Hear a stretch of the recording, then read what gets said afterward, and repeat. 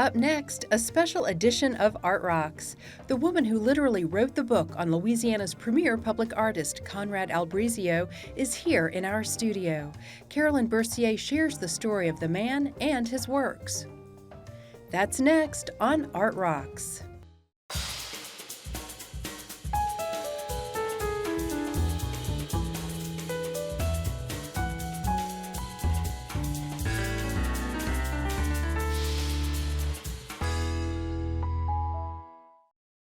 Art Rocks is made possible by the Foundation for Excellence in Louisiana Public Broadcasting and by viewers like you.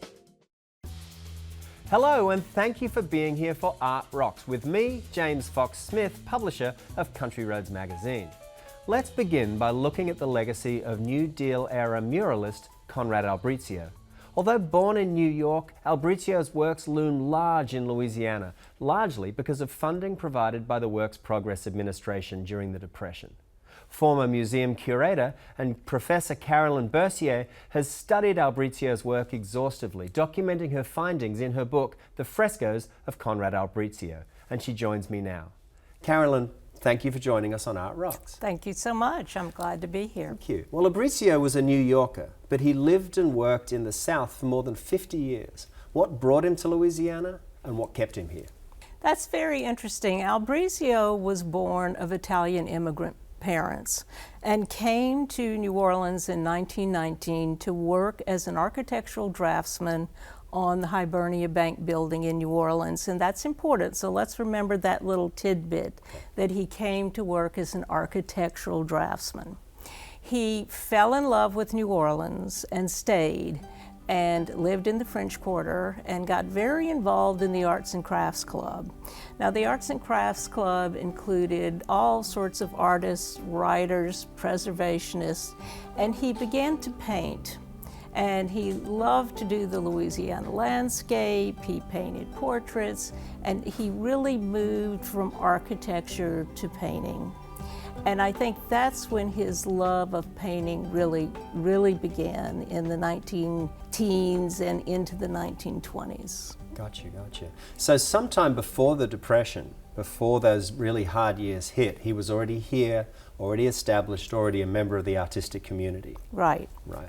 Well, Louisiana has always been a warm place for foreigners to show up and feel like they're at home. Absolutely. He was a founding member, one of the founding members of the Arts and Crafts Club. So he was very much entrenched in that artsy milieu that was active in the French Quarter during that time period. Mm-hmm. And when we talk about frescoes, what are we really describing? Can you talk a little bit about, he's known as a fresco painter.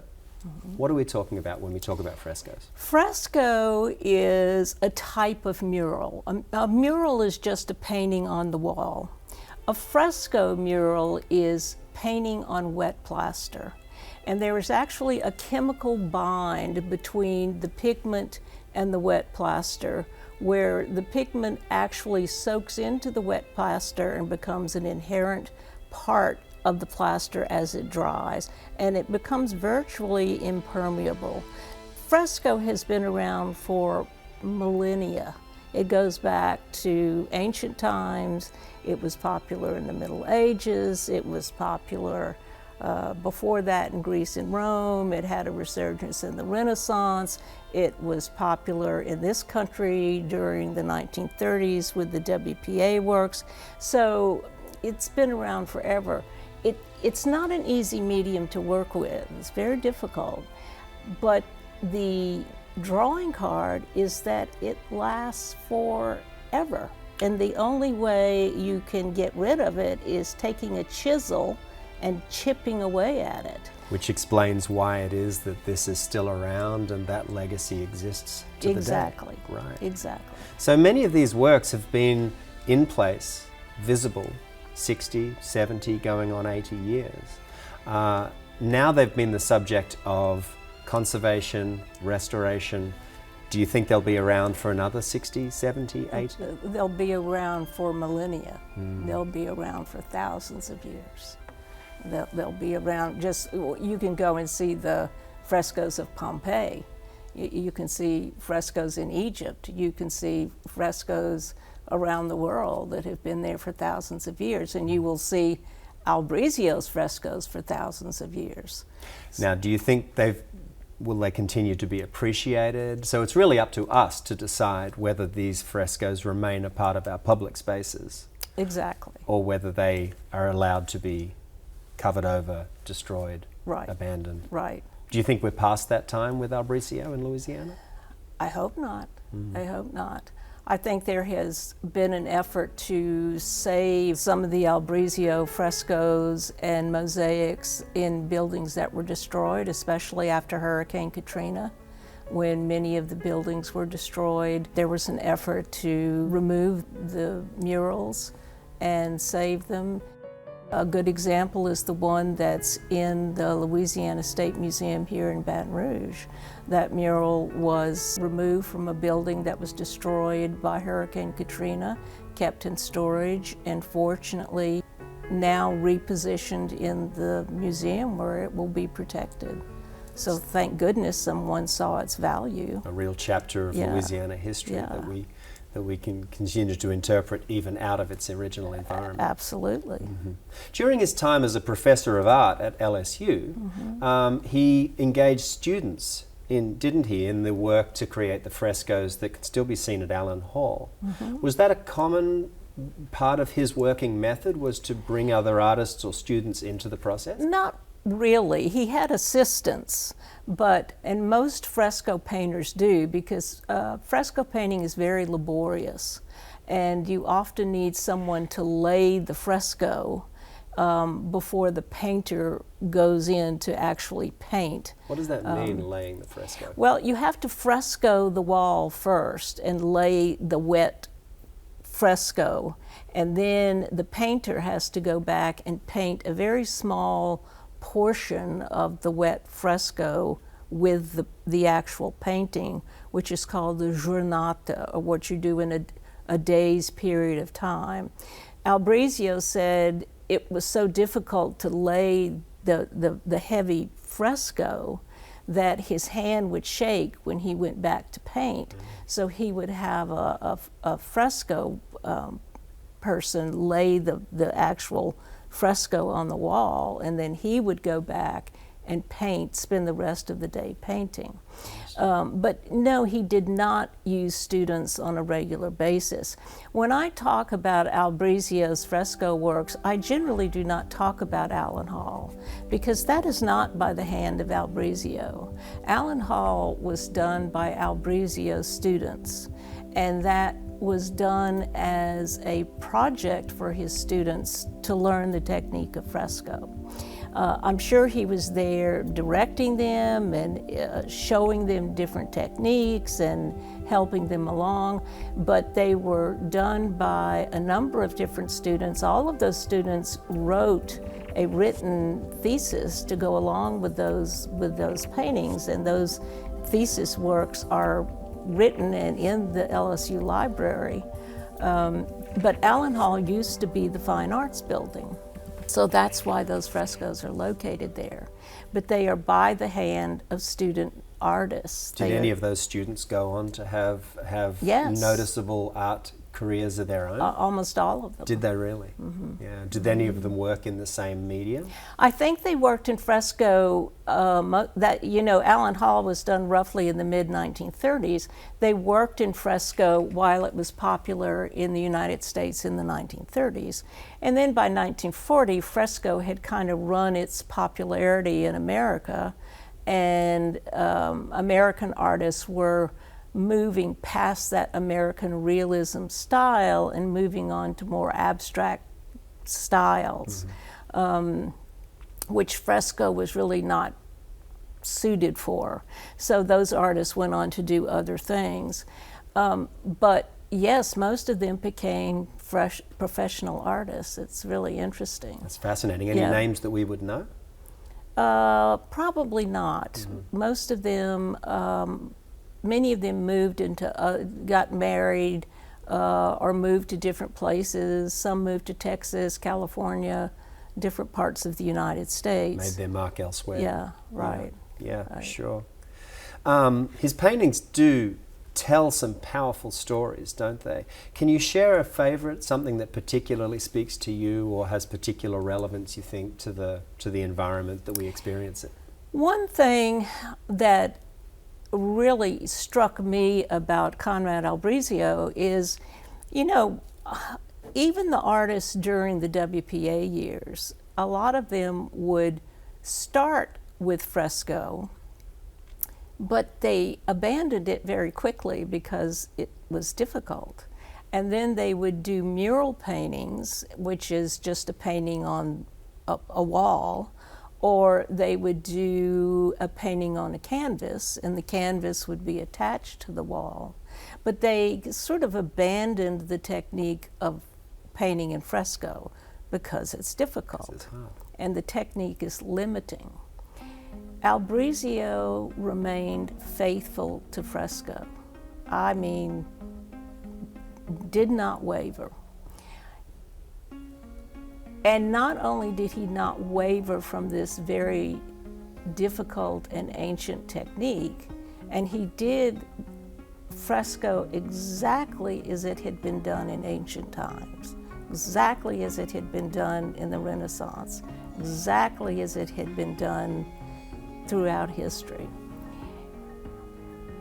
He continued to do fresco into the 1940s, into the 1950s, and really kept, if you will, selling that fresco technique, and was convinced that this was the way to go, that public art was the way to go, and this is what we needed on our walls. It amazed me that he was able to sell that technique and use that medium for so many years past its general popularity. One of my favorite cycles is the Union Passenger Terminal in New Orleans, which is the history of Louisiana.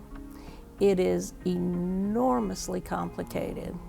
He spent 2 years researching the history of Louisiana and putting together the story of the history of Louisiana from the very beginning, the exploration of the land by the French, Spanish, and English, and the inclusion of the Native Americans and the Africans that came to this area. And his niece told me that he even went so far as to count the number of figures so that he represented all of those different races and different cultures evenly, so that all of those different people would be represented. The amount of work that he put into that. I went to New York a number of times, met with his relatives who had his sketches and drawings and thumbnail sketches, and the copious amounts of paper and drawings that went with all of these programs was unbelievable. Now, the reason that so many of these works did find their way into public spaces in Louisiana was as a result of the funding that came through the Works Progress Administration program. Is that correct? No. No. Okay. Can you tell me how those pieces? Was it up to Albrizio to sell his concept to the Union Passenger Terminal? When you said about that, was it up to him to go in and sell that piece to the organization? The WPA had long dissipated. Okay. By the end of the 30s, the WPA was gone, and all of the multiple departments of the Works Progress Administration were gone. These other projects were, and I looked very hard to try to find who exactly he approached and how this was done. The reason I said hang on to that piece of information about Albrizio being trained as an architect, I think most of these were sold to the architect of the project, because Albrizio was basically an architect, and he could speak the speak, and he could understand how these paintings worked with the building structure. And he could talk to the architect about how they would fit with the design of the building. Do you think that his work then influenced not only the facade or the decoration on the buildings, but the buildings themselves? I think so, and I think the reason he continued to do this mural scale was because he was comfortable with that scale. He was comfortable with the building. He was comfortable with putting a large painting in a building. He was comfortable with using a mosaic in a building. This was where he did his best work. I think his easel works were great in the 1920s and 30s. I think his mural work was where he really did his best work. Now, your book focuses particularly on his work with fresco. He is known for and created some mosaics as well. It's another extraordinarily durable form of art. Why did you choose to focus particularly on the fresco, more so than the murals? Time and money. I would love to think that I would live long enough to do a volume on the mosaics. I don't know that I will, because the amount of time and the money that it took to do the frescoes, I don't know if I can do that again with the mosaics. He spent many years retraining himself to learn the art of mosaic murals, and I think that was because he realized that mosaic murals fit better with modern architecture. As time went on, fresco murals were not working as well with modern architecture by the 1950s. And he realized that mosaic murals were going to be a better bet. So he goes to Mexico, he goes back to Italy, he learns the art of mosaic murals, and he starts doing mosaic murals. And I do agree that some of those are stunning, stunning. And that is another book. That is another book. Certainly. Yeah, so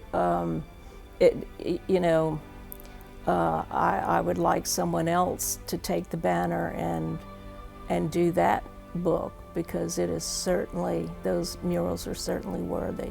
Students of art would certainly be able to appreciate the technique that's inherent in his work. But what do you think, from the point of view of the general public, do we take away from his work, understand about our history and our heritage, that we have to thank him for? I think most people are aware of his art. We always appreciate the things that we know the most about. And one reason that I did the book was to educate people about this artist and about his work. Because the more we know about it, the more we will appreciate the work. I've had so many people say, "Who did that work in the Union Passenger Terminal? You know, I was sitting in there when I was a little kid. I used to go to take the bus, but I always wondered who did that." Well, let's find out. Let's make it common knowledge who did that and learn a little bit more about it, because everyone seems to have seen it at one time or another, but nobody knows about it.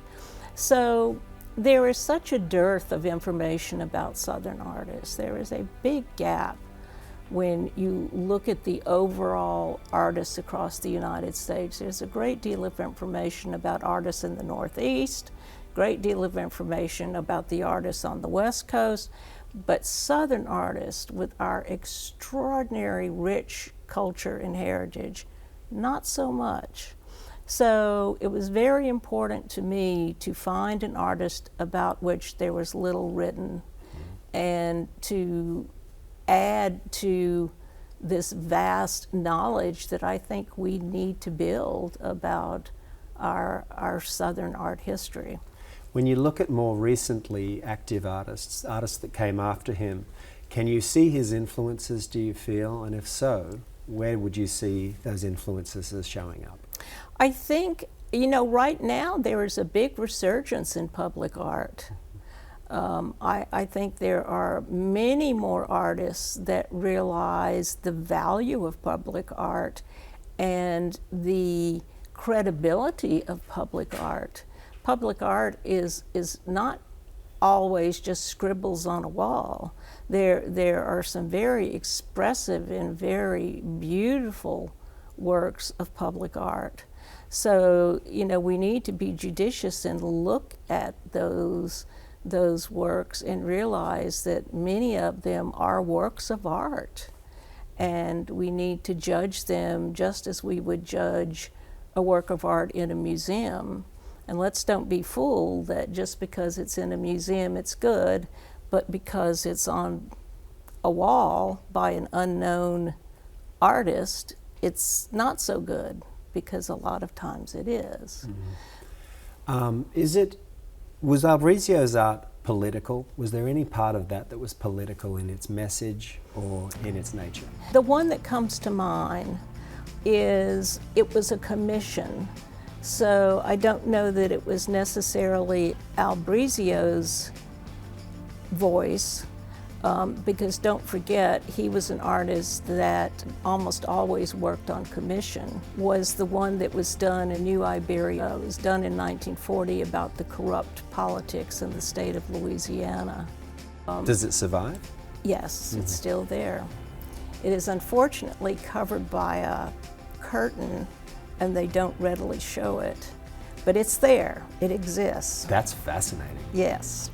I have a sneaky suspicion that it represents Albrizio's feelings, but he did it on commission, as he did almost all of his work.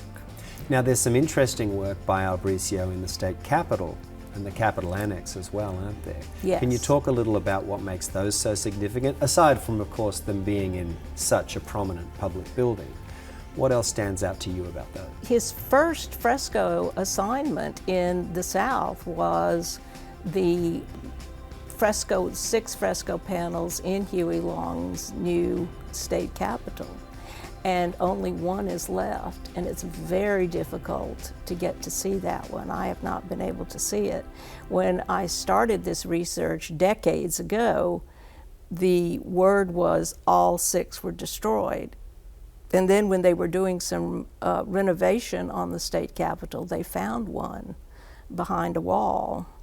So when I did this, all that you see in the book are the sketches, which are in the possession of the LSU Museum of Art. But now one of the actual frescoes is in existence, but it's not easy to see. It's used to be in a courtroom, now in the governor's press room, I believe. Interesting. Yeah. Any prospect, do you think, for it ever seeing the light of day again? Well, I hope so. It's there. It's exposed. It's very protected, and you can't go look at it. Yeah, understood. It's a fascinating, tantalizing glimpse for another day, isn't it? But that was kind of the beginning, you know. That was his first opportunity. From there, he did the Capitol Annex. And what time period are we talking about from there? The early 1930s. And then he did a WPA work in DeRidder, Louisiana, charming little fresco in DeRidder, Louisiana, typical WPA post office mural. Then through those connections, he did another WPA mural in Alabama, a post office. And in Shreveport too, he was active, wasn't he? Did a huge cycle at the State Fair Exhibits Building in Shreveport. All of these were just through connections. The WPA worked in such a way that once you kind of got your foot in the door with the WPA, they took people that they knew and had worked with before and often used them again. You tended to keep getting the assignment. Yeah, very good. Yeah. Well, Carolyn Bercier, thank you so much for taking the time to come and fill us in on this really fundamentally important aspect of Louisiana's art history. Thank you so much. It's been a real pleasure to talk with you, and congratulations on the book. Thank you so much. Before we wrap up this segment, we'd like to thank the photographers Dave Humphreys, Brad Smith, Brian Lewis, Eddie Perez, Jim Zeitz, Chad Riley and Jackson Hill, all of whom were kind enough to let us use their work. Accomplished artists from near and far are showcasing work in communities near you. So here are some of our picks for notable exhibits coming soon to museums and galleries in your neck of the woods.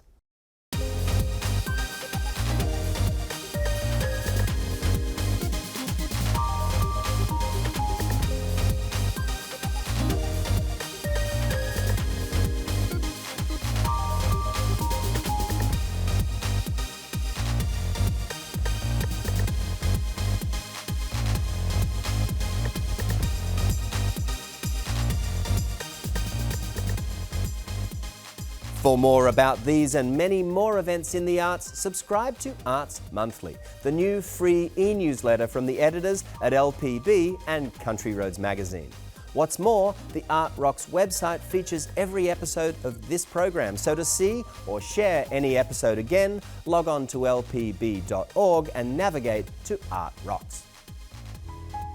And that'll do it for another edition of Art Rocks. But as you know, you can always find, watch and share episodes of the show at lpb.org/artrocks. And if you want to know more about the culture that surrounds you, Country Roads magazine makes a great resource for finding out what's going on in the arts all across the state. So until next week, I've been James Fox Smith, and thanks to you for watching.